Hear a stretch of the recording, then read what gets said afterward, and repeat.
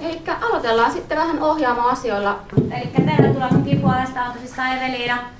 Eli tällainen uusi nuorten palvelupiste Ohjaamo täällä Kotkassa tässä rakennuksessa. Järkkäillään nuorille kaiken näköistä, muun muassa tällaisia tapahtumia aina tarpeen mukaan. Ja tämä on tämmöinen verkosto, joka toimii Kotkassa sitten nuorten asioiden edistämiseksi, ja tänne voi tulla 1–5 joka päivä asialla kuin asialla. Minun nimi on Marianne Ahveranta. Olen kursorilla yritysneuvojana. Eli jos yrityksen perustaminen tai yritystoiminnan kehittäminen kiinnostaa, niin autetaan yrittäjiä. Tänään oli ajatuksena pitää tällainen arabiankielinen infotilaisuus, eli minä puhun suomeksi yrittäjyydestä ja yrityksen perustamisesta, ja meillä tulkki sitten tulkkaa arabiaksi. Ensin pari sanaa kursorista.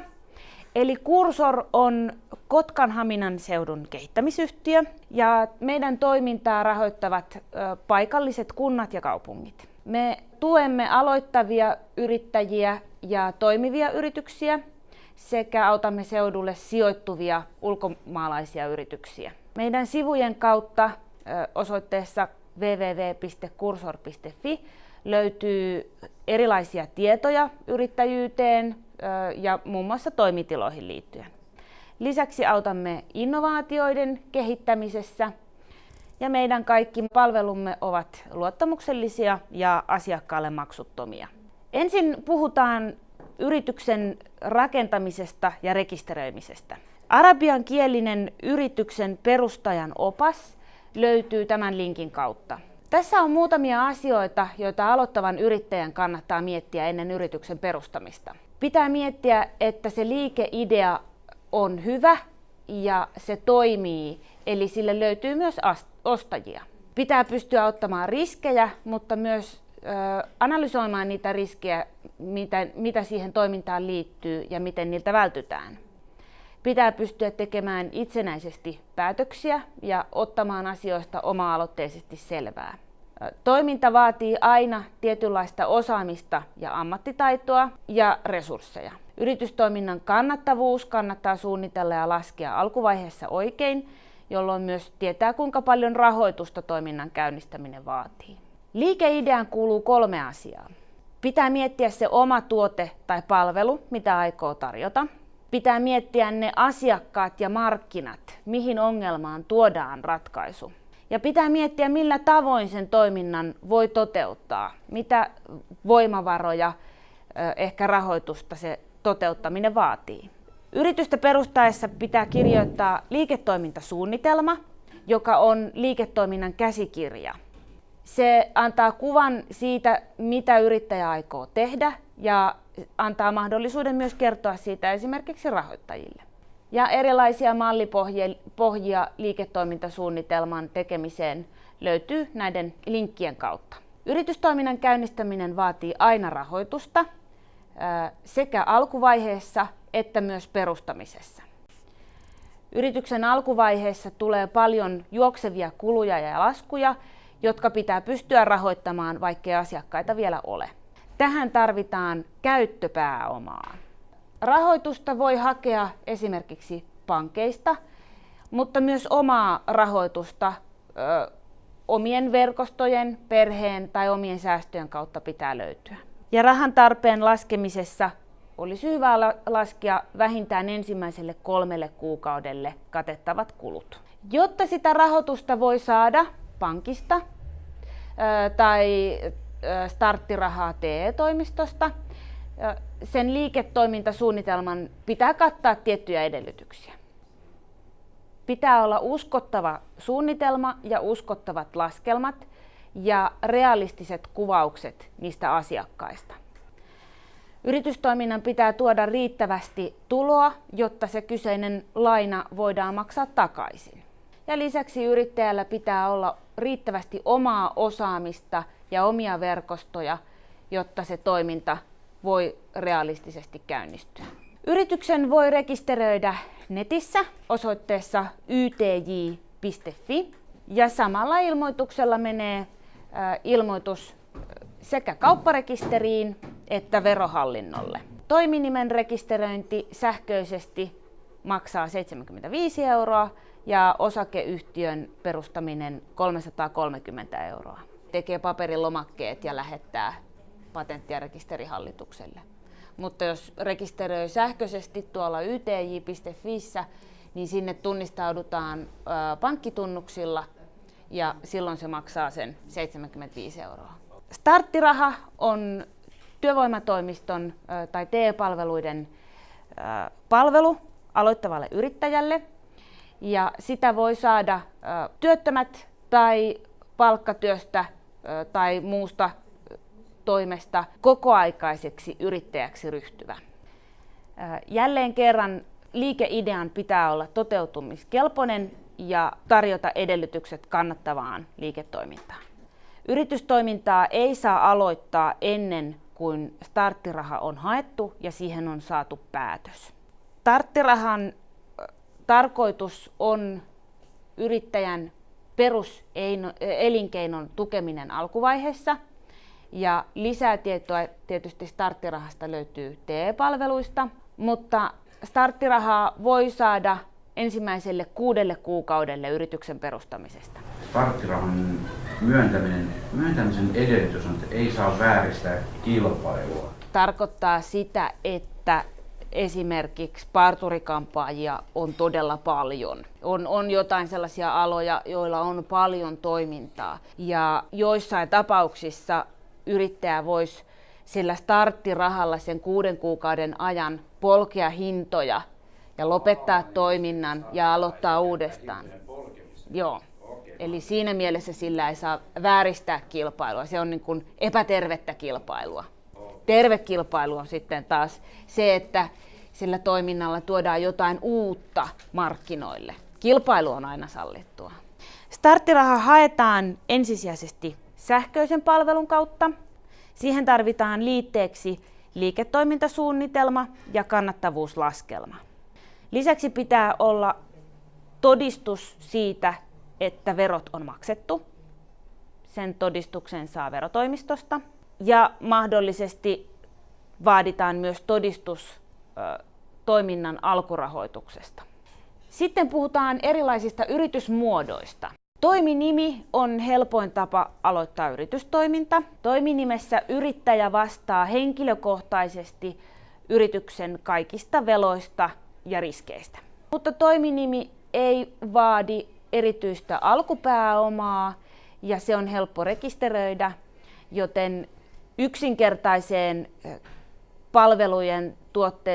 palveluiden tai tuotteiden tarjoamiseen toiminimi sopii hyvin.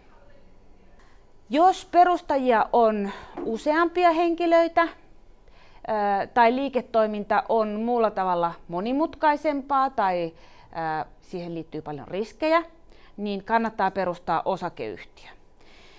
Osakeyhtiön perustaminen vaatii useita dokumentteja, joita kyllä löytyy netistäkin pohjia erilaisia, mutta jos se toiminta on monimutkaista ja siihen liittyy useita henkilöitä, niin kannattaa käyttää asiantuntijoita hyväksi ennen kuin yritystä perustaa.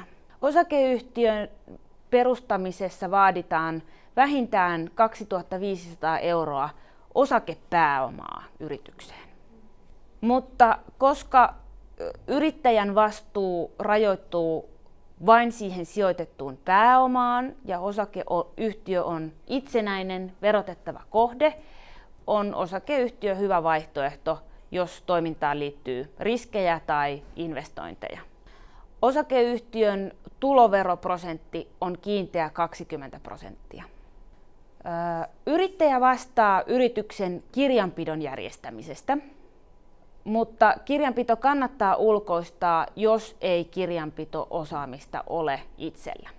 Paras tapa säästää kirjanpitokustannuksista on pitää kuitit tallessa ja järjestyksessä ja toimittaa aineistot ajoissa kirjanpitäjille.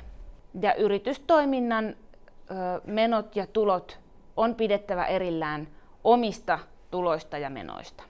Yrittäjän ei tarvitse itse tietää kaikkia kirjanpidon nyansseja, mutta perusasiat ja kuukausiraporttien ja tilinpäätöksen perustiedot yrittäjän on tärkeää osata tulkita. Seuraavaksi puhutaan verotuksesta. Suomessa pitää kannattavasta liiketoiminnasta maksaa valtiolle veroa. Veroa ei tarvitse maksaa, jos toiminta on tappiollista, eli ei kannata, vaan jolloin veroa maksetaan vain ammatin harjoittamisen tai yrityksen positiivisesta tuloksesta. Tuloveroa maksetaan Suomessa etukäteen ennakkoverona. Toinen vero on tavaran ja palvelun myynnin arvonlisävero. Kun yrityksen myynti ylittää 10 000 euroa vuodessa, yrittäjän on lisättävä myynteihin arvonlisävero. Arvonlisävero ei ole tarkoitettu yritysten maksettavaksi, jolloin yrittäjä saa myös vähentää, eli saa valtiolta takaisin ostoistaan maksamansa arvonlisäverot. Tärkein arvonlisäveroprosentti Suomessa on suurimmasta osasta tavaroita ja palveluita 24%. Myös pienemmän arvonlisäveron tuotteita ja palveluita on 14% esimerkiksi ruoasta tai rehuista ja 10% majoitus- ja henkilökuljetusliikenteestä, kulttuuripalveluista ja liikuntapalveluista. Suomessa on pakollinen lakisääteinen vakuutus, joka yrittäjän pitää ottaa. Yrittäjän eläkevakuutus. Jos yrittäjä toimii kokoaikaisesti ja hänen tulonsa ylittävät vuodessa noin 7,500 euroa, tämä yrittäjäeläkevakuutus pitää ottaa. Yrittäjäeläkevakuutuksen maksuprosentit ovat erilaisia eri ikäisille, mutta suurimmalle osalle työikäisistä YEL-maksuprosentti on 24,1. Aloittava yrittäjä saa ensimmäiselle 4 vuodelle alennuksen. Yrittäjä saa itse määritellä oman YEL-vuosityötulonsa ja siten myös yrittäjäeläkevakuutusmaksun määränsä, mutta siihen voi liittyä riskejä. Kaikki yrittäjän sosiaaliturva on sidottu ilmoitettuun YEL-vuosityötuloon, jolloin jos maksat minimi-YEL-maksuja, voit saada myös minimieläkkeen tai sairastuessasi minimi-sairauspäivärahan. Ja jos yritystoiminta ei kannatakaan ja yritystoiminta pitää lopettaa ja yrittäjä jää työttömäksi, niin yrittäjällä on mahdollisuus työttömyyskorvaukseen, jos työtulo ylittää noin 12 500 euroa vuodessa.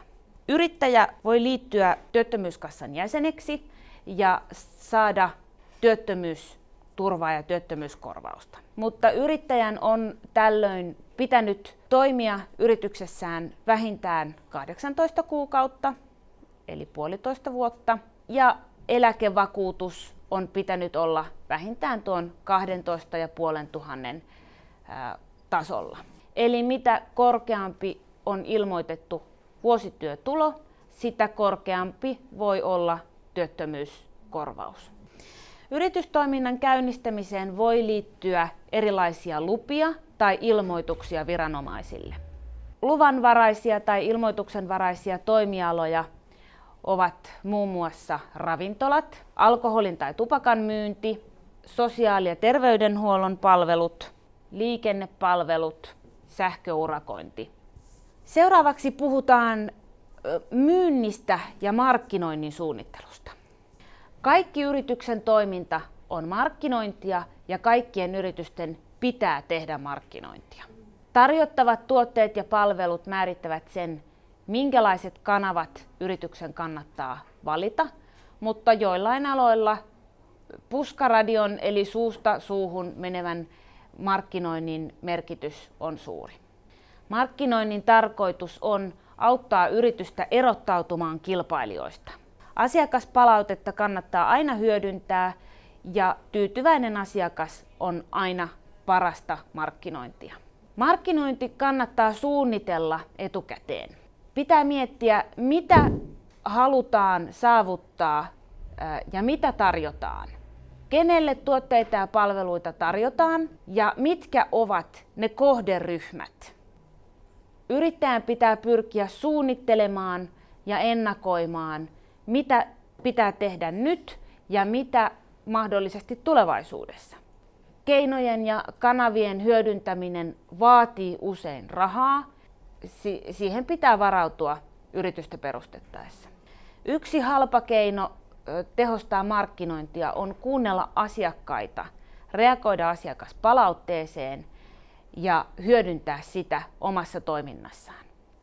Tänä päivänä pelkästään informaation tarjoaminen omista palveluista ei riitä, vaan yritysten pitää pyrkiä keskustelemaan ja vuorovaikuttamaan asiakkaidensa kanssa. Ja sosiaalinen media on hyvä työkalu tähän. Asiakassegmentointi tarkoittaa yrityksen kohderyhmien valintaa. Eli yrityksen pitää määritellä, mitkä on parhaat tavat tavoittaa juuri ne kohderyhmät, jotka todennäköisimmin niitä tuotteita ja palveluita ostaa.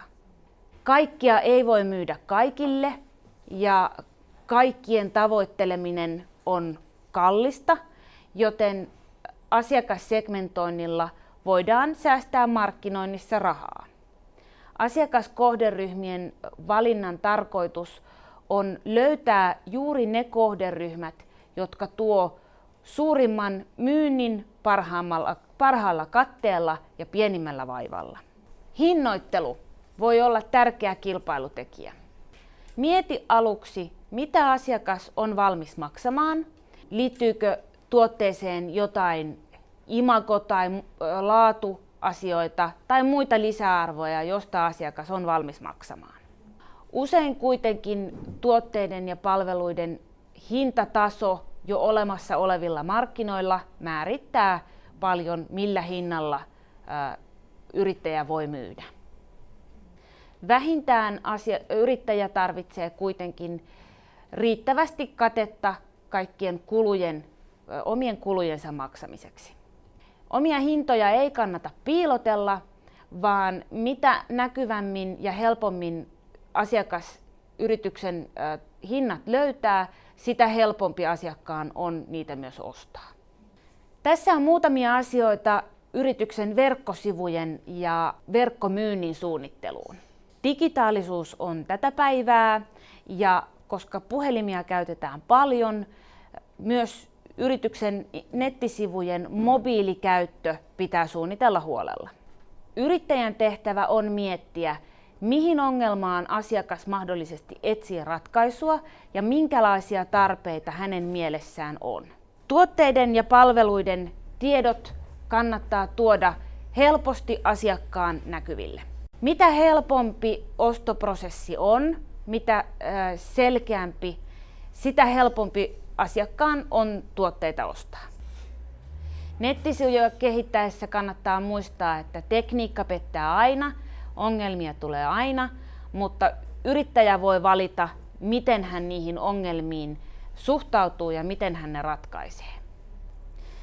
Negatiivisenkin palautteen voi kääntää positiiviseksi omalla käytöksellään ja omalla asenteellaan. Tässä on muutamia sosiaalisen median kanavia, joita tänä päivänä yritysmyynnissä hyödynnetään. Yrityksellä olisi hyvä olla omat verkkosivut, jotka on mobiilioptimointu puhelimen käyttöä varten. Kuluttajamarkkinoinnissa Facebook-sivu voi myös olla hyvä ja kustannustehokas markkinointiväline. Ja Facebook mahdollistaa asiakkaiden kanssa käytävän keskustelun ja vuorovaikutuksen. Videomarkkinoinnin merkitys tänä päivänä korostuu ja YouTube-markkinointi voi olla yksi keino herättää asiakkaiden mielenkiintoa. Instagram on keino jakaa kuvia, ja tämä tukee visuaalista markkinointia. Twitter voi olla hyvä väline oman osaamisen esille tuomiseen ja itsensä brändäämiseen. Myös LinkedIn on hyvä keino tuoda omaa osaamista esille ja luoda omaa imagoa. Myynnin tarkoitus on erottautua kilpailijoista. Yrittäjän pitää myös tuottaa hyviä palvelukokemuksia. Pelkästään hyvä tuote tai markkinointi tai palvelu ei riitä. Yrittäjän tehtävä on auttaa asiakasta menestymään ja usein etenkin yritysmyynnissä yrittäjän pitää miettiä, kuka on sen asiakkaan asiakas. Kuluttajille myydessä osallistaminen voi olla hyvä keino saada asiakas ostamaan. Tuotteiden ja palveluiden tuotteistaminen helpottaa asiakkaan ostamista. Eli ole aktiivinen, tunne asiakkaasi ja jaa ne ryhmiin. Hissipuhe, eli pitchauksesta puhutaan. Periaatteessa jokaisen yrittäjän pitää osata kertoa lyhyesti ja mielenkiintoa herättäen omasta yrityksestään ja toiminnastaan. Yrittäjän pitäisi kertoa tarina, joka jää mieleen ja joka tuottaa kuulijalle halun saada lisätietoa toiminnasta. Hissipuhe ei välttämättä ole aina sama, joten jos pidät sitä eri ihmiselle, eri ryhmille, niin laadi tarvittaessa aina oma hissipuhe jokaiselle ryhmälle sopivaksi. Oma persoona ja omat toiveet, haaveet ja mielikuvat saavat näkyä hissipuheessa. Eli kun suunnittelet sen hyvin, harjoittelet moneen kertaan, voit hyvällä hissipuheella saada helposti oman tuotteen tai palvelun esille. Tässä on minun ja toisen yritysneuvojamme Kallen yhteystiedot. Sivuiltamme kursor.fi löytyy myös lisätietoja yritystoiminnasta. Ja tässä on vielä meidän somekanavat ja meidän muut yhteystiedot, josta meitä myös saa kiinni. Mutta tässä oli minun esitykseni tältä erää. Mä olen Hiva, reilu 14 vuotta Suomessa asunut, Iranin kurdi, eli Kurdistanin alueelta on syntynyt. Ja 2007 on täällä Kotkassa ollut. Tällä hetkellä mä olen Kotkan korttelikodissa maahanmuuttajien työvalmentaja, mutta samaan aikaan olen myös yrittäjä. Eli minulta on pyydetty kertomaan vähän niin sanottu yrittäjyyskokemuksista. Mulla on 2 asiaa oikeastaan. Yksi on se, että yrittäjällä ei ole koskaan loma. Toinen on se, että niskat on yleensä jumissa. Niin kuin nyt minulla. Yes, eli oikeastaan opiskelun perään tietenkin me on Kotkan muuttanut Helsingistä. Ennen siitä minulla oli Helsingissä pari pientä yritystä. Yksi niitä oli siivousfirma vähän aikaa ja sitten oli ravintola. Eli sellainen itämäinen ravintola ja sitten oli myös itämäinen ruokakauppa. Ja Kotkan kun muutin 2007 opiskelun perään, KYAMKin, tämän hetken AXAMK, tietotekniikan koulutusohjelmaan. Insinööriksi valmistuin 2012, mutta on semmoinen, sanotaanko luonneongelma, että en osaa olla niin sanottu vain yhdestä jutusta tai tekemättä mitään. Niin sitten 2009 mietin, että perustan tällainen oma yrityksen. Eli tällä hetkellä toimii Passatissa sellainen Keidas Food Shop, itämäinen ruokakauppa, on minun perustama ruokakauppa. Mutta 2011 oli sellainen tilanne minulla, että opiskelusta tai yrittäjyydestä jompikumpi piti valita. Niin tietenkin päätös oli se, että me jatkan opiskelua ja minulla oli siellä osakkaas. Niin mä annoin osakkaalle tai myin sen hänelle. Sitten paljon myyntityötä ja erilaisia vapaaehtoista työtäkin olen tehnyt Myllyn kanssa ja tällä hetkellä vapaaehtoishommina minulla on FC Myllyn jalkapallojoukkueen valmennus ja ohjaus tavallaan. Ja sitten Peace United Kotkan jalkapallokerhon vetäjä, mikä on Myllyn kautta tavallaan Myllyn järjestämä. Sitten Kotkassa ensimmäinen yritys oli, tai yritys itsellä oli se Keidas Food Shop, mutta sen jälkeen kun pääsin itse työelämään vähän aikaa, ei ollut mitään yritystä, mutta siis sitten jossain vaiheessa taas tuli semmoinen ajatus, että nyt pitää miettiä taas uudestaan, että joku pieni yritystä tehdä. Me olin Gigantissa työssä ja siellä Gigantin ja Jumalniemen työntekijälle yleensä meille oli vaikea pitää ruokatauko tai tällaista, pitää aina evät olla mukana tai sitten käydä vähän pidemmässä päässä hakemaan tai syömään. Sitten me mietittiin, että sinne keksitään joku pieni tämmöinen grillikioski.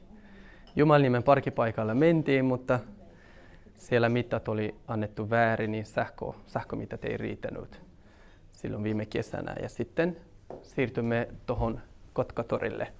Tällä hetkellä siellä on tällainen pieni grillivaunukioski, sellainen kuin La Torre, jos jotkut on huomannut. Tietenkin Kotka on vähän sellainen, että ehkä hommat menee pikkasen hitaampi, mutta kärsivällisyyttä kun on, niin sitten se onnistuu.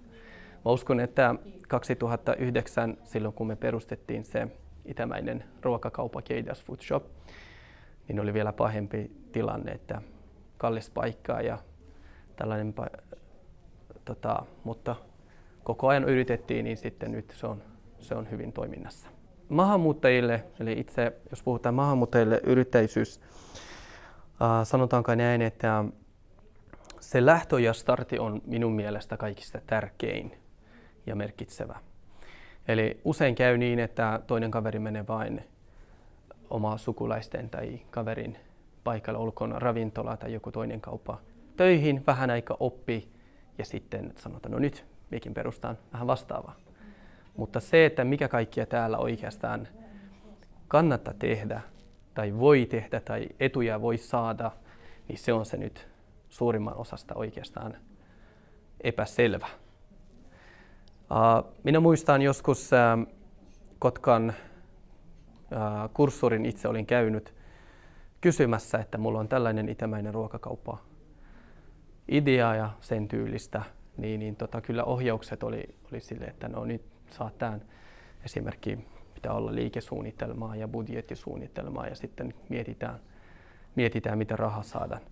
Mutta sitten oli vähän semmoinen, että koska henkilö katsoi minun niin sanottu kokemusta, eli me on ollut ravintoloissa enemmän työssä kuin joku kauppa, ja sitten katsottiin vähän, että nyt tämä on Kotkaa, niin ehkä hänen panostus oli enemmän se, että nyt perustaa omaa pizzeria tai omaa ravintola. Mutta se oli se linja, mihin mä en halunnut mennä. No, kuitenkin hommat järjestyy ja lähtimme tekemään se kauppaa ja nyt se on vielä pystyssä. Se, että esimerkiksi yrityksen kun miettii perustaa, niin ensimmäiset asiat ehkä on vain se, että no mä tarvin vuokratilaa, johon mä voisin vuokrata ja sitten kalusteen ja sitten sen jälkeen tiedän hommaa, niin sille se lähtee. Mutta se, että niin vähän pidemmälle ajalle ajatellaan, että minkälaista riskiä siellä voi olla, mitäs jos ei näin mene, mitä sille pitää tehdä ja sitten kilpailijoja ja miten markkinoida ja tällaista, niin se on ehkä semmoinen asia, että meille suurimman osalle maahanmuuttajille se on se ongelma. Mutta toisaalta yrittäjyys on myös, sanotaanko näin, että hyvä plani B meille, jotka oikeasti on vaikea täällä esimerkiksi saada työtä niin sitten löytyy hyviä niin sanottua kokemuksia tai tällaisia taitoa, mistä voi käyttää sitten omaa yrityksessä. Niin, että joskus ollaan myös Mölyn hallituksen tämän hetken puheenjohtajan kanssa ollaan keskustellut, että olisi tosi hyvä, varsinkin meille maahanmuuttajille olisi semmoinen vähän erilaista infopisteitä, että saataisiin ihan oma äidinkielellä vähän niin kuin selkeämpi ja selvämpi, että mikä yritys täällä niin kuin tarvitsee. Eli jos sä otat työntekijä, mikä kaikkea sun täytyy tulla miettimään siitä. Esimerkiksi mulla oli yksi kaveri ja hänellä oli työntekijä tarpeen ja sitten hän koko ajan valitti, että hänellä ei ole mahdollisuus maksaa niin sanottua hyvä palkkaa sieltä. Ja sitten kun me puhuin, että oletko ollut esimerkiksi tietoinen tällaisesta palkkatuesta tai esimerkiksi kuntalisä, kun se oikea nimi on, ja tämmöistä, niin en mä tiedä mikä se on esimerkki. Ja sitten kun mä lähdin hänelle vähän selittämään, että tällainen on, jos sä löytät semmoinen esimerkiksi nuorikas kokki-ammatiltaan, joka etsii työtä ja on ollut pitkään, tai en tiedä miten pitkä se oli kirjoittu, pitää olla työttömänä, mutta kuitenkin tietyn aika pitää olla tavallaan työttömänä ja sitten saisi edes 50% palkkatukia. Ja sitten jos on alle 25-vuotias, oliko 1 vai 2 kuukautta saa vielä kuntalisää, niin kun sille se lähtee sit homma pyörimään. Eli nämä on niin sellaiset asiat, mikä esimerkiksi tosi paljon maahanmuuttajat oikeasti ei tiedä välttämättä. Tai sitten toiselle oikeastaan, kun on esimerkiksi perheyrittäjä ja se mikä on tällä hetkellä, niin tyydyttää, niin sitten ei tarvitse miettiä lisäratkaisua tai muuta vaihtoehtoja.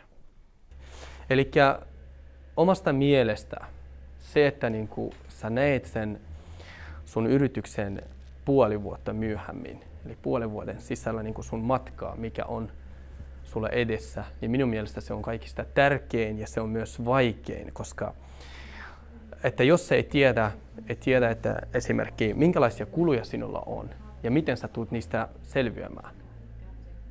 Eli sille, että sä tiedät sun ongelmat ja maksut, mutta sulla ei ole ratkaisu siihen, niin se on myös vaikein. Eli jos mä oon joskus ensimmäiset yritykset oli juuri sille, että on vain tehnyt ja eikä varautunut siihen yllätystilanteisiin tai vaikeisiin tilanteisiin, niin sitten on joutunut esimerkiksi perheeltä pyytänyt nyt apua ja tukea, hei nyt me on pulassa.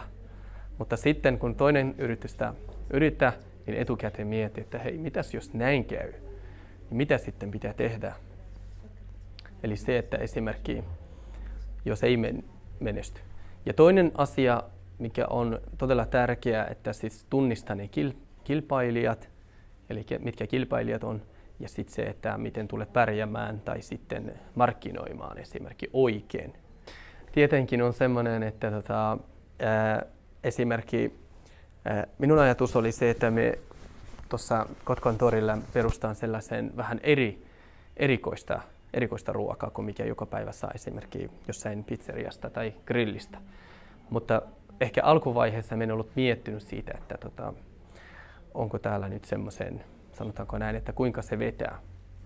Ja jos se ei tule vetämään, totta kai homma on hyvä, mutta pitää myös miettiä, että kuinka iso prosentti tulee haluamaan uutta kokeilemaan.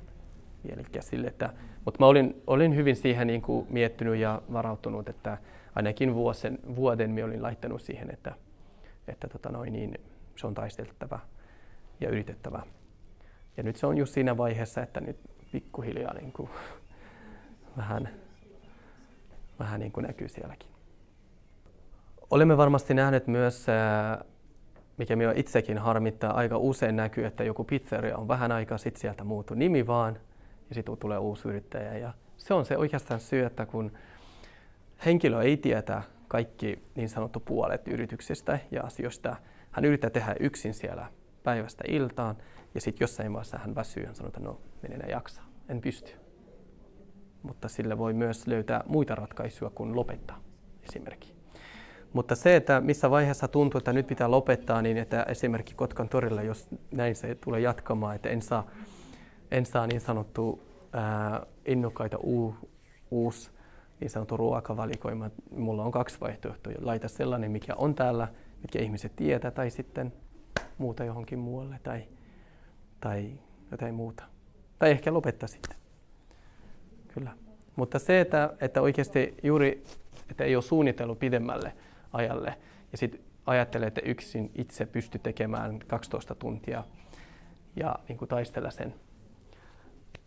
Ja sitten jossain vaiheessa totta kai tuntuu, että nyt en jaksa, koska teen koko ajan työtä, mutta se on sama. Niin itse ei selviä siitä tilanteesta ja sitten luulee, että nyt se on lopetettava. Mutta jos oltaisiin alussa suunnitellut ja miettinyt, että mitäs jos näin käy, mikä mulla on vaihtoehtoja, miten mä saan itselle myös aikaa, että niska ei ole koko ajan jumissa ja niin kuin tällaista. Vitsailen vaan, että niissä on tapahtunut jalkapallossa, mutta toi vaan tää. Saanko kysyä, en tiedä kiinnostaako ketään muita, mutta mitä tää erikoisruoka on, mitä teillä on siellä? Joo, siinä oikeastaan, mikä meillä on, siellä on tietenkin nämä hedelmäsalatit, tai vähän niin kuin vihannesvalikoima on tosi paljon, ja sitten falafelit on vähän erikoista, ja sitten vähän itämäistä näitä grilli, eli Adana kebabit ja tämmöiset shish kebabit ja tämän tyylistä. Mutta kun se on semmoinen, että jos ei kokeile, niin se on vähän sellainen, että tuntematon. Niin, että se on vähän erikoista. Ja tietenkin nämä burgerit ja muutkin on. Tehdään vähän eri tavalla kuin mikä joka päivässä esimerkiksi jossain tavallisesta pizzeriasta. Siinä me on itse ihan tehnyt semmoinen kesäterassikin, että tervetuloa vain tutustumaan. Minulle joskus 2 vuotta sitten yksi nuori iranilainen sanotaanko pariskunta tuli, että mä haluan avata mun pilatesoli. Mä en sanonut suomenta. Niin sitten me kerron hänelle, että jos sä haluat lähteä itse tekemään sen, se on hyvä juttu, mutta sä tarvit tilaa, sä tarvit tällainen ja sitten sä tarvit palkaa maksaa vuodelle tämän poispäin. Sitten hän sanoi, että no mitä mun pitää sitten tehdä? Minä ohjasin hänet suoraan ottaa kurssurin yhteyttä, hän oli vain pari sähköpostilla asioilut sitten, kun siellä mä itse luin sen sähköposti, että sulla pitää olla liikesuunnitelmaa ja sitten budjettilaskelmaa ja tällaista. Sitten hän sanoi, että no en minä pysty tällaista tekemään. Sitten homma loppui siellä. Mutta sitten kun mä katson, että hän tuli uudestaan, hän sanoi, että mulla on pakko tehdä tätä juttua. Ja sitten mä sanoin, okei, no odota, minä puhun myllyn kanssa, että sä voisit kokeilla myllyssä. Eli sulla on hyvä kokemus, sä voit kokeilla ja sitten pienillä kuluilla, vaikka sä vuokrat tilaa, tai sitten, en tiedä, muistaakseni hän ei maksanut vuokrakaan, koska se meni niin kuin myllyn niin sanottu kerhona. Mutta sitten huomattiin, että kyllä se homma pyörii ja onnistuu. Eli sitten hän sai vähän kokemusta siitä asiasta. Ja sitten se, että vähän niin kuin lisäohjausta. Että mitä hänen pitää vielä lisää miettiä. Niin muistaakseni nyt hänellä on jo paikka jossakin. Näin mä kuulin viimeksi, kun tavattiin. Aivan ahkeraa ja upeat pariskunnat niin tekee siihen eteen työtä. Mutta siihen, että mikä kurssuri ja nämä organisaatio oikeastaan minun mielestä. Se, että jos joku on oikeastaan hyvä idea niin kuin välittäjänä, kun kaverit tulee ja kysyy, että mitä mun pitää tehdä, niin minä olen heidän puolesta laittanut sähköposti, niin kyllä sieltäkin tilanne on paljon erilainen, että ihan hyvin autetaan, selitetään ja jopa tulkkikin tilataan paikalle, että hän pystyy ihan rauhassa oma äidinkielellä niin kuin kertomaan asiasta. Eli tämä niin kuin nimenomaan informaatio ja se, että tuetaan sillä tavalla, niin se on minusta tosi hyvä juttu. Ensimmäinen kerta, kun Pekka puhui tästä asiasta, niin minä olin itse jo innoissani, että sanoin, että vaikka kuinka kädet olisi täynnä, niin ihan mielellä lähten tämän projektin mukaan. Kaikki mikä minusta, koska minä itse en saanut sitä apua tai tukea, mutta olen saanut kokemusta, niin olen ihan myös valmis eteenpäin antaa, että ne virheet, mikä minä olen tehnyt tai epäonnistumiset, niin voisi sitä niin kuin eteenpäin siirtää, että ei toinen teke sama. Se, mikä me olisin neuvona antaa, on se, että monelle on joku niin sanottu piilotettu taito, vahvuus. Joku yrittäjyys tai joku ihan ammatti. Mutta sitten itse ajattelee, että tämä ei tule onnistumaan Kotkassa tai Suomessa. Niin kuule vain kaverilta tai koska on joutunut johonkin ravintolaan töihin tai pizzeriaan, niin sitten ajattelee, että tämä on ainoa vaihtoehto. Niin sitten löytää joku halpa vuokratila ja joku alue, missä ei ole ravintola, niin sitten perustaa pizzeria. Sitten unelma siellä häviää. Mutta sitten, mikä olisi kaikista tärkein ennen kuin lähtee tekemään, niin löytää oikeat kanavat ja oikeat henkilöt, joilta voi kysyä neuvoa. Esimerkiksi kurssorit tai ihan kaikki auttaa. Että ei aloittamiselle ei olisi kiire, vaan se, että ihan rauhassa miettii asiaa vähän niin kuin pidemmälle ajalle. Eli vähintään vuoden minä sanoisin, että olisi hyvin miettinyt, että miten, jos ei tuotta, miten minä elän, miten niin kuin maksan kulut ja jos on perhe, niin miten minun oma perhe ja niin kuin se on se eli startti on tosi tärkeä. Eli me aina, kun nyt me olen tuossa korttelikodissa myös työvalmentajana, eli tavallaan kieliasioista tai sitten ATK-asioista tai sanotaanko yrittäjyystä, ihan mitä vaan, niin me kaikille sanon, että otakaa sellainen ajatus, että lähdet perustamaan joko talo, perustus. Jos se on vahva, jos se on hyvin suunniteltu ja se on vahva, niin sitten talokin tulee kestämään hyvin. Sama asia on myös suomen kieli, kun me niin kun sieltä opetellaan suomen kieltä, niin jos ne alkeet tai ääntet tai siis nämä ihan aakkoset, niin kuin mikä nyt minulla on esimerkiksi ongelma, niin jos ne ei ole vahva ja jos ne perusasiat oikeastaan ei ole tehnyt niin kuin vahvaa, niin sitten kielikin ei kehity. Ja jos vaikka yrität oppia jotain, sanotaanko menet yliopistonkin, mutta sulla jotain perusasioista on ongelma. Totta kai, että nyt minulle suuttuu kukaan, että kun mä puhun joku sana väärin tai lause toisinpäin. Ei kukaan suuttu tästä, mutta mä en pysty enää sitä korjaamaan. Eli mä en pysty nyt korjaamaan se virhe, mikä on minun ollut perusasioista, koska silloin mä en ole tehnyt sitä vahvaa. Eli sama asia on myös näistä yrittäjyydestä tai mikä vaan työ. Kun asiat on tehty niin kuin, alkeet vahvaa, niin sitten se pysyykin vahvana. Niin tämä olisi ehkä semmoinen minun ajatus, että jos haluaa perustaa yritys tai joku business tai mikä vaan, niin että ei kiire aloittamiseen, vaan kunnolla miettii ja suunnittele ja sitten startti. Startti on kaikista tärkein. Oikeastaan minulla on ollut 5 tai 6 yritystä, mä en ole koskaan saanut starttirahaa. Mutta syy on ollut se, että sama aikaa joko mä oon ollut opiskelija tai sitten sama aikaa mä oon ollut osa-aikatyössä. Eli se on sen takia, koska minulla on ollut jotain. Mutta se, että riittääkö mulle esimerkiksi kioskin maksamaan kaikki menot ja minun kulut, niin vastaus on se, että koska mä olin jo tiedossa asiassa, niin sen takia se ei ole ainoa minun tulu lähtee toisinpäin. Minä maksan minun kulusta tai minun tulusta siihen vähän kulu, mutta tämä oli suunniteltu, eli se vuoden mä joudun maksaa. Okay. Niin. Näin se on kyllä, mutta se on vähän sellainen asia, että sillä oli laitettu aikatauluja ja suunnitelmaa ja sen mukaan on mennyt ihan mallikasti. Eli me olen myös Kaakkois-Suomen erotuomari myös välillä kun on aika. Me joskus vihällänen pelit, joskus tulkaan ja olen päivätyössä. Eli sen mukaan myös mä pyöritän sekä maksan sen yrityksen kulut samalla ja sitten myös omaa elämää ja tällaista. Eli tämä oli sellainen asia, että se oli niin kuin mietitty vuodelle ainakin, että tällainen tulee käymään. Mutta jos mä en olisi tällainen ajatellut ja en olisi varautunut tähän ja mulla olisi vuoden tämä yritys ja mulla ei ole tuottoja, niin mitä olisi käynyt? Yritys kaatuu, luottotiedet menee, mulla on vielä pahempi tilanne ja ei pysty maksaa kuluja. Tai mikä muuta kaikkia vielä tuli seuraamuksia. Minulla oli täällä paljon kavereita.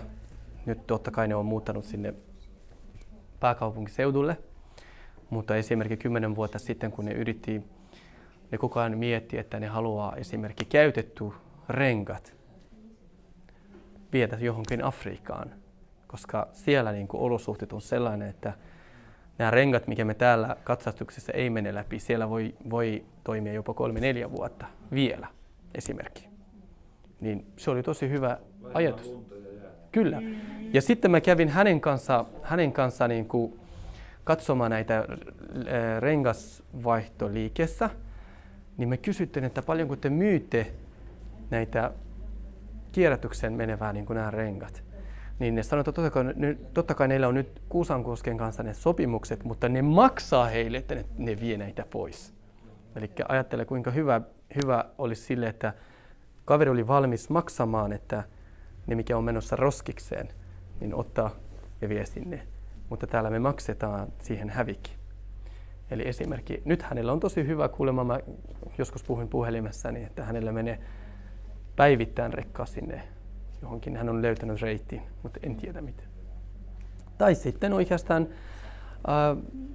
tuontikin on sama. Nyt esimerkiksi Helsingissä 10 vuotta sitten ehkä tilanne oli, tai 15-20 vuotta sitten tilanne oli erilainen, mutta tänä päivänä siellä ihan mikä vaan itämaista kauppoja tai tämmöisiä siellä löytyy ja nehän on kaikki mikä sieltä tulee ja kauppa käy.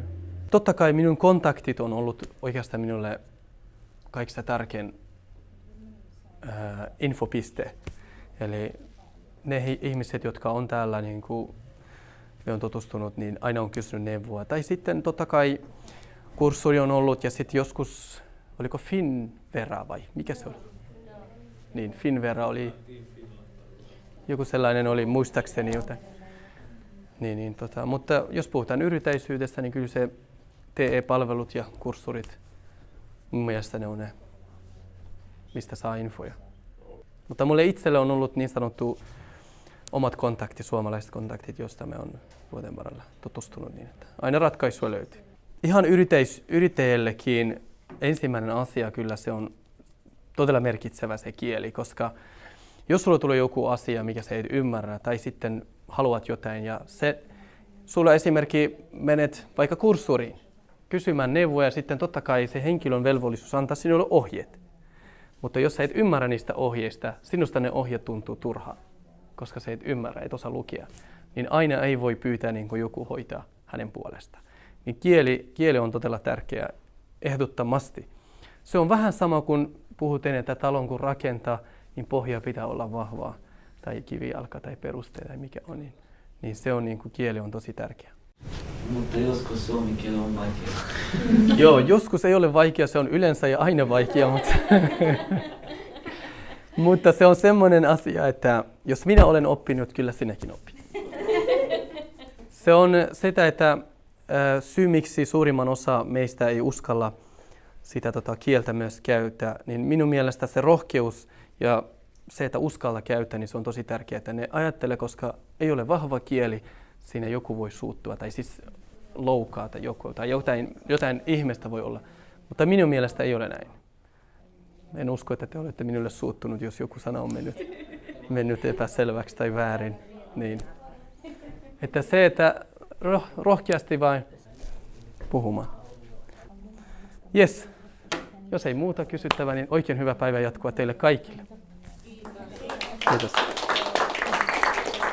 Okei, minä puhun lyhyesti, mutta haluan kertoa pari asiaa. Ensinnäkin Hiva jo mainitsi omassa esityksessään Myllyn, eli monikulttuurinen toimintakeskus Mylly on Kotkassa.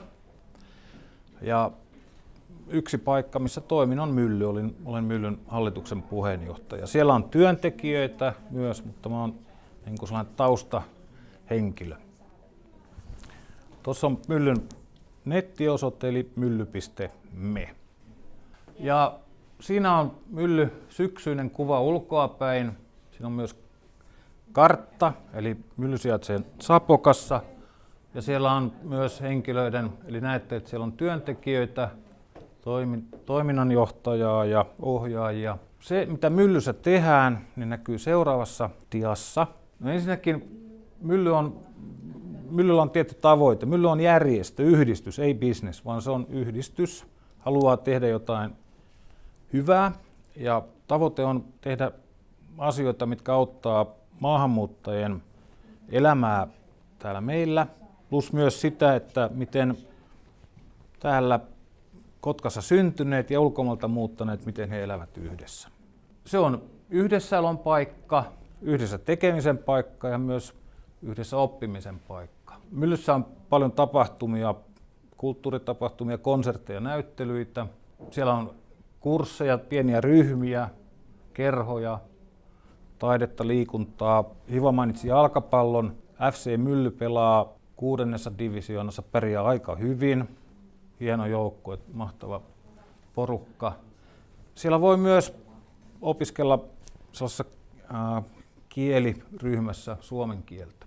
Meillä on myös siellä sosiaalityöntekijä tai psykologi, joka auttaa Myllyyn tulevia maahanmuuttajia elämäntilanteessa. Käydään läpi asioita, onko ongelmia, sanoisinko, suomalaisen byrokratian kanssa, ja niitä asioita otetaan. Myös Myllyssä on työharjoittelupaikkoja, mietitään miten pääsee opiskelemaan ja myös työelämään.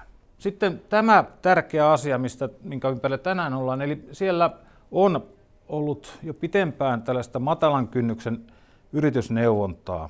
Ja myös myllyssä on yrityksiä, maahanmuuttajayrityksiä. No yleensä tuossa kokonaisessa tavoitteena on tällainen myönteisen kotkalaisuuden tukeminen, yhdessä onnistuminen. Eli myllyssä on ravintola, thaimaalainen kokki, tekee tosi hyvää ruokaa, Fai etunimeltään. Siellä on myös kampaamo ja myllyssä on ompelimo. Siellä on ollut aikojen varrella myös muita pieniä yrityksiä. Yksi, mitä viime aikoina kovasti on oltu mukana, on Team Kukauri, eli tällainen osuuskunta.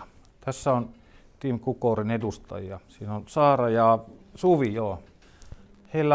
He ovat tällaisessa noin 10 henkilön osuuskunnassa mukana. Siellä on henkilöitä, joilla on erilaisia töitä, mutta he ovat muodostaneet yhdessä osuuskunnan, missä he myyvät omaa osaamistaan ja omaa palvelua.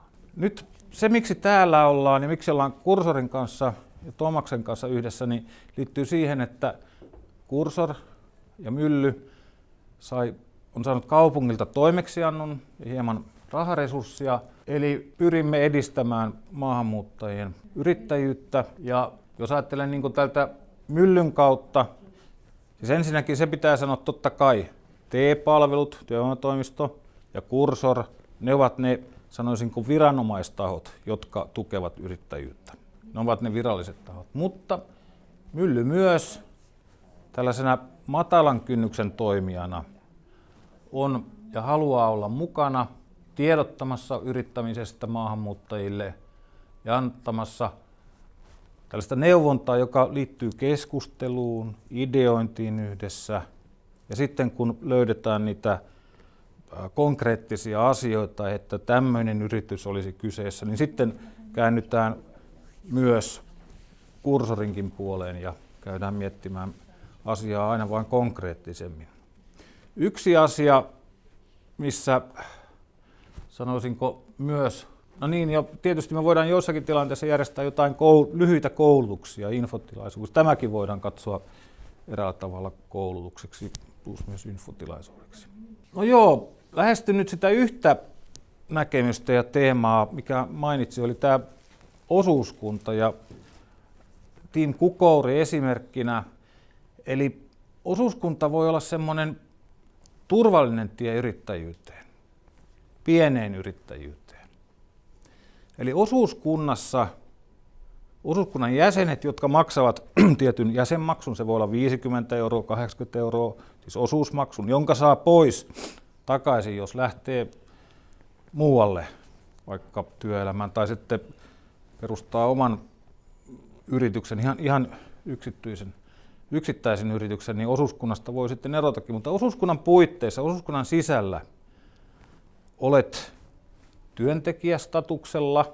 Se tarkoittaa, että sinulla säilyy nämä, miten mä sanon, sosiaalietuudet, työttömyysturva, ja voit sen osuuskunnan sisällä myydä sitä osaamistasi, työpanostasi. Ja tarkoittaa sitä, että saat myös palkkaa siltä pohjalta, että miten olet myynyt sitä osaamistasi. Jos sinulle löytyy asiakas, joka maksaa sinun työpanoksesta. Esimerkiksi tiedän, että Saara on kielenkääntäjä. Joo, Suvi tekee nettisivuja. Eli hän itse myy työpanostaan tai yhdessä niin. Sitten kun tulee tilaus, työkeikka, he tekevät työn ja lähettävät laskun. Ja lasku on määritelty niin, että osuuskunta saa maksun tilille ja osuuskunta ottaa ehkä vaikka 8% myynnistä sen byrokratian pyörittämiseen. Osuuskunta maksaa sosiaalikulut, työnantajamaksut ja sen jälkeen osuuskunta maksaa siitä, mikä jää, maksaa sinulle palkkaa. Eli sinun palkkasi riippuu siitä, mitä myyt ja mitä asiakas maksaa. Eli jollakin tavalla tämä on aika turvallinen konsepti, mutta se ei ehkä sovellu ravintolayrittämiseen tai tällaisiin asioihin. En osaa sanoa, se pitää miettiä. Eli tämä oli se, mitä halusin kertoa. Voitaisiin jatkaa vielä. Tuomas kertoisi meille pop-up-konteista tosiaan siellä Katariinan motorilla entisen linja-autoaseman kulmilla. Joo, mä tässä viimeisessä puheenvuorossa en pidättele teitä kauan. Mutta tämä nyt on sellainen juttu, mikä liittyy sekä yrittäjyyteen, tämmöiseen väliaikaiseen yrittäjyyteen ja myöskin osuuskuntiin. Ja se on nämä pop-up-kontit.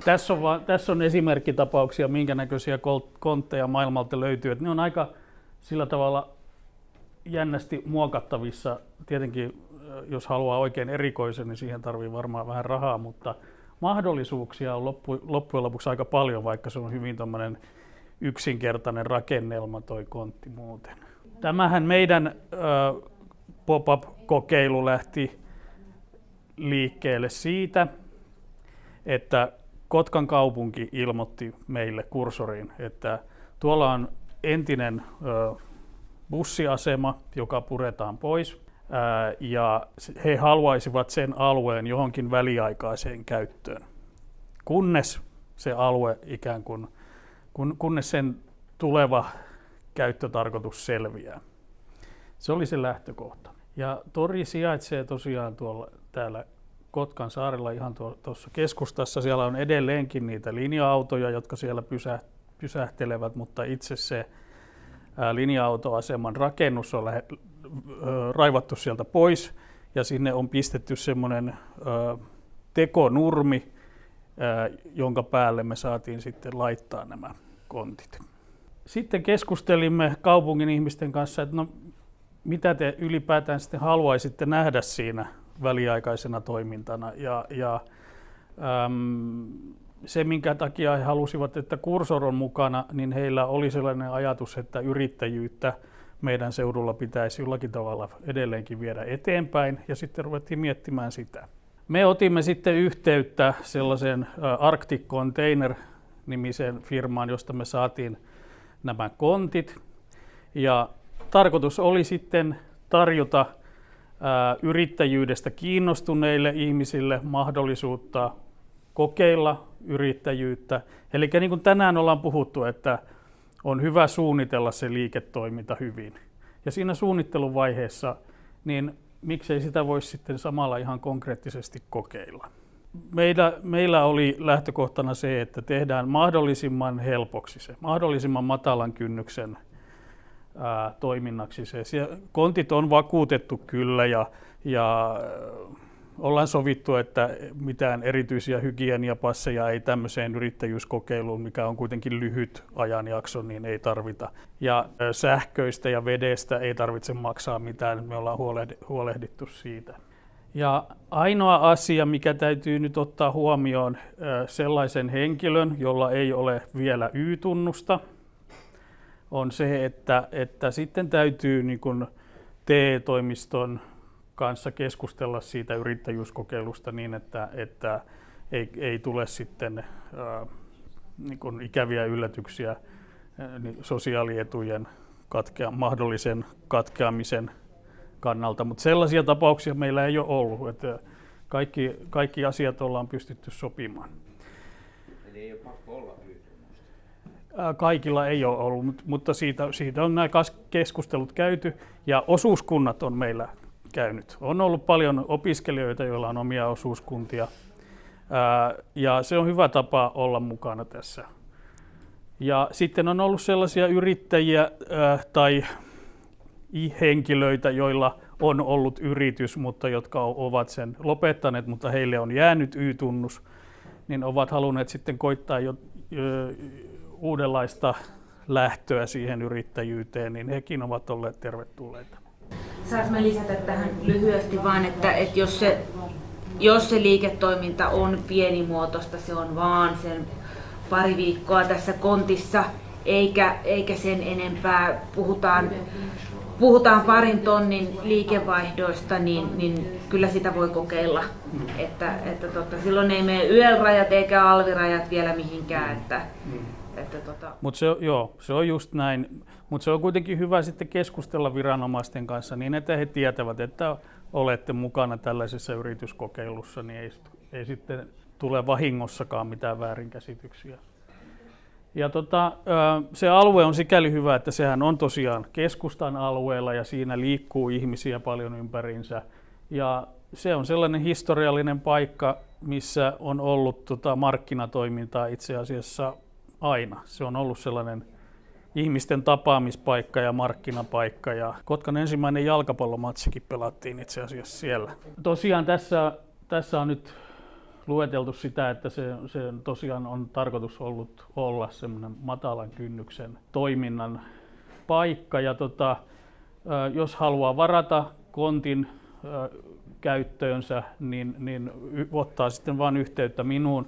Siellä on 2 konttia tällä hetkellä. Toinen soveltuu semmoiseen kahvilakäyttöön, siellä on kylmävitriini ja jääkaappi. Ja toinen on sitten sellainen kontti, missä voi esitellä tuotteita. Siellä on ollut monenlaisia juttuja. Siellä on ollut vaatteita ja matkamuistoja ja ties mitä. Ja monenlaisia kahvila- ja elintarvikealan yrittäjiä myöskin ollut paikalla. Meillä ei ole siis mitään viemäröintiä siellä, että se ruoan laitto tietenkin, ne jotka on siellä käynyt kahvilakontissa, niin ne ovat tehneet ruoan jossain muualla ja tuoneet sen sinne ja tehdään siellä paikan päällä sitten ainoastaan kahvia ja jotain tällaista. Että se itse ruoanlaitto on ollut aika vähäistä siinä itse kontissa. Ja tuossa on nyt vähän lueteltu, että kenelle se voi mahdollisesti sopia. Yrittäjyydestä kiinnostuneet, jotka haluaa kokeilla tuotetta tai palvelua ilman riskiä. Opiskelijat ja koululaiset on yksi semmoinen erityisryhmä. Maahanmuuttajataustaiset yrittäjät. Tai sitten joku yrittäjä, joka haluaa kokeilla jonkun ihan uuden tuotteen tai palvelun myyntiä. No siinä näkyy nyt sitten vähän niitä mittasuhteita. Ja siinä on sitten pari kuvaakin vielä. Esimerkiksi kukourille, niin tervetuloa vaan kontteihin. Niin joo. Et pistetään, kuulkaa teidät sinne kalenteriin johonkin sopivaan kohtaan, niin tervetuloa paikalle. No se vähän riippuu siitä, että miten paljon varauksia on kalenterissa. Että sitten, joka siellä on sitten ehtinyt varata ensin, niin saa käyttää sitä. Mutta se on ollut, sanotaan 2 päivästä 2 viikkoon, jotain siltä väliltä. Mutta nyt esimerkiksi yksi ihminen on, joka haluaisi tulla sinne tekemään ruoan myyntiä, niin olisi kiinnostunut kuukaudesta, mutta nyt suoralta kädeltä mä en voi kuukautta antaa, koska siellä on nyt jo muita varauksia. Se menee sitten syksyyn. Siinä vaiheessa, kun rupeaa tulemaan lunta, niin ne sähköjärjestelmät, jotka siellä on nyt tällä hetkellä maan pinnalla, niin ne joudutaan ottaa pois. Mä en ole vielä saanut maksumiestä semmoisesta ihmisestä, joka pistäisi ne sähköjärjestelyt sinne maan alle, että pystyttäisiin ympärivuotisesti käyttämään. Hyvä näinkin. Semmoinen tapahtumaluonteinen tilaisuus, siihen se toimii kaikkein parhaiten, koska silloin sä tuotat sinne niitä ihmisiä valmiiksi paikalle ja niitä ei tarvitse niin kuin kissojen ja koirien kanssa lähteä hakemaan pitkin kaupunkia, vaan että tapahtumat on hyviä. Kiitoksia. Onko teillä kysymyksiä? Joo. No niin, kiitoksia.